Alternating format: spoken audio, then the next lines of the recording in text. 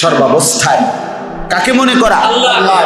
তো এখানে আল্লাহ বলেন, এবার নবীজিকে আল্লাহ এই পিছনের এই সবগুলো কথা বলে নবীজিকে আল্লাহ বলছেন ফাআকিম ওয়াজহাকা লিদ্দীনে হানিফা। আল্লাহ বলেন নবীকে সম্বোধন করে, তাফসিরে লিখছে আল্লাহ পাক নবীকে সম্বোধন করে বলছেন, অথবা প্রত্যেক ইমানদারকে বলছেন, একজন একজন করে আল্লাহ বলছে তোমাকে বলছি, তোমাকে তোমাকে তোমাকে তোমাকে একজন একজন করে, যে প্রত্যেকেই শুধুই কেবল একনিষ্ঠভাবে নিজের চেহারা, নিজের দিল, নিজের দিমাগ, নিজের জিন্দেগি, নিজের সবকিছু আমি আল্লাহ পক্ষ থেকে মনোনীত যে দিন, এই ইসলামের দিকে ফিরিয়ে রাখবে। ফাআকিম ওয়াজহাকা লিদ্দীনে হানিফা, একনিষ্ঠভাবে শুধুমাত্র আল্লাহর দ্বীনের দিকে নিজেকে ফিরাও। যা হালাল আমি তাতেই তৃপ্ত, যা আল্লাহ অনুমতি দিয়েছেন আমি তা নিয়েই তৃপ্ত। ফিতরাতাল্লাহিল্লাতী ফাতারান নাসা আলাইহা। আল্লাহ বলেন এটা সাংঘাতিক কথা, প্রত্যেক মানুষের ভিতরে, কথাটা খেয়াল করেন এই শেষ কথাটা, আল্লাহ বলেন প্রত্যেক মানুষের যে সৃষ্টিগত শরীরটা আমি দিছি, এই সৃষ্টির শরীরটার মধ্যেই আমি সত্তাগতভাবে, সৃষ্টিগতভাবে ইসলাম মানার, দিন মানার, আমার হুকুম মানার জন্য পূর্ণ যোগ্যতা দিয়েই আমি আল্লাহ তাআলা তাকে সৃষ্টি করেছি। সৃষ্টিগত যোগ্যতা আছে। কোনদিন যদি কুফরির কারণে, শিরিকের কারণে, ভিন্ন পরিবেশের কারণে, বন্ধুদের আড্ডার কারণে, গুনাহের পরিবেশের কারণে, হারামের কারণে, বিশ্বাস করেন যদি কেউ কোনোদিন আপনার এগুলোর থেকে ছুটেও যায়, কিন্তু আল্লাহ পাক তার ভিতরে সৃষ্টিগত যে যোগ্যতা দিন মানার রাখছেন, এটা কখনোই কোনো ব্যক্তির শরীর থেকে ছুটে যায় না। এই জন্য কেউ এমনও হয় 90 বছর পরেও আল্লাহর দ্বীনের দিকে ফিরে আসে।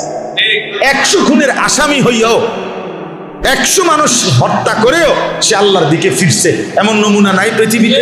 তাহলে বোঝা গেল দিন মানার, ইসলাম মানার যে ফিতরাত আল্লাহ পাক সৃষ্টিগতভাবে দিয়ে দিয়েছে ভিতরে, এটা কোনোদিনই মরে না, এটা কোনোদিন মরে না। ফিতরাতাল্লাহিল্লাতী ফাতারান নাসা আলাইহা। আল্লাহ বলেন আল্লাহর ফিতরাত, আল্লাহর চিরন্তন নীতি, সেটা যে আল্লাহ তাআলা এর ভিত্তিতেই প্রতিটা মানুষকে সৃষ্টি করেছেন, অর্থাৎ আল্লাহ এভাবেই প্রত্যেককে বানাইছেন। কাফেরের ঘরের যে সন্তান, তার ভিতরেও আল্লাহ তাআলা দিন মানার, আল্লাহকে স্বীকার করার, আল্লাহকে চিনবার যোগ্যতা আল্লাহ তাআলা দিছিলেন। কিন্তু ফ্যাস খাইছে কি? ওই মা, ওই বাপ, ওই পরিবেশ তাকে কি করে দিছে? বরবাদ করে দিছে। ওইটা যদি সরে যাইতো তার থেকে, তাদের তাহলে তার কাছে হক জাহের হইত। লা তাবদীলা লিখালকিল্লাহ। আল্লাহ বলেন আল্লাহর সৃষ্টিতে কোনো পরিবর্তন নেই। অর্থাৎ ছোট বড়, গরিবের ঘরে, ধনীর ঘরে, বাংলাদেশের, ইউরোপের, ইন্ডিয়ার, পাকিস্তানের কোনো জায়গার কোনো মানুষের মধ্যে আল্লাহ তাআলা দিন গ্রহণ করার যোগ্যতা দেন নাই, এমন হইতে পারে না। আল্লাহ বলেন আমার নিয়মের মধ্যে কোনো কি নাই, পরিবর্তন নাই। প্রত্যেকের ভিতরে ইসলাম মানার যোগ্যতা আছে, আছে, আছে। অতএব আপনি যদি বলেন আপনারা মাদ্রাসা করছেন, আপনারা হুজুর মানুষ, এটি আপনারা করবেন, আমরা সাধারণ মানুষ, আমরা গ্রামের মানুষ, আমরা স্কুলে পড়ছি, এই সমস্ত সিহন আলাপ, পাকনা আলাপ, ফালতু আলাপ কইরা আসরের ময়দানে টিকবেন না। একদম টাঙ্গাইয়া ফিটবো না, ফিটলে আমারে করি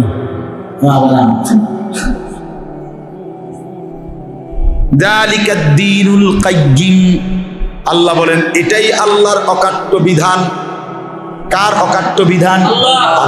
যে আল্লাহ বলেন প্রত্যেকের মধ্যেই আমি ফিতরাত, মানে আমি স্বভাবজাত যোগ্যতা দিয়েছি দিন মানার। কাজে প্রত্যেকেই দিন মানেন। ওয়ালাকিন্না আকসারান নাসি লা ইয়ালামুন।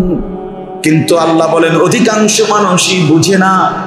সে কয় পারতাম না, আর হইতো না, বুড়ো হয়ে গেছি, আগে শিখছি না, ছোটবেলায় পড়ি নাই, আব্বা পড়ায় নাই, আগে বুঝি নাই। 2 বছর পরে বলছে এই ফলারে যে হইতো না, এ আর নামাজ পড়তো না। আল্লাহ বলে এই সমস্ত জাহিলি কথা, সংবং কথা, ফালতু কথা এগুলো মানুষ ইচ্ছা করে বলছে। আসলে সৃষ্টিগত মানার যোগ্যতা কারোর থেকেই কখনো কি হয় নাই, চলে যায় নাই, চলে যায় না। আপনি আবার ঘষা মাজা করলে তার সেই যোগ্যতা ছিল, সেই যোগ্য পৃথিবী সারা রাখা তো কিতাবে আছে জমানার শ্রেষ্ঠ আল্লাহর ওলি হয়েছে, হয়েছে কিনা বলেন? আল্লাহ বলেন মুনিবিনা ইলাইহি ওয়াত্তাকুহু ওয়া আকিমুস সালাত।